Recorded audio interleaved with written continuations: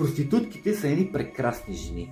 Срещу символично заплащане получаваш целият спектър от емоции, които можеш да изпиташ, плюс сифилис, гонорея и ако си бати пича и трипер. Най-известното място за проститутки, освен АОБГ и ето околовръстното на Люлин, са и червените фенери в Амстердам. Аре, признайте си, че всеки, който отиде в Амстердам, посещава първо тях. Няма лошо, то си е човешкинка. Разврата в района започва още през 14 век, когато кварталът е бил център на пристанищния живот. Тълпи от моряци са се стичали там след месеци наред плаване в морето, само и само да боднат нещо. Вярно е, че дупе пол няма, обаче историята твърди, че те все пак са предпочитали да спят с жени.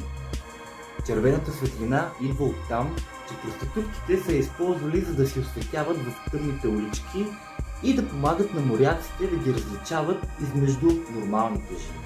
Девален, както е името на района, се образува около най-старата катедрала в Амстердам, Одекерк. Бог знае какви бърдаци са се въртяли долу в криптите. Нищо. Господ прощава. Амин.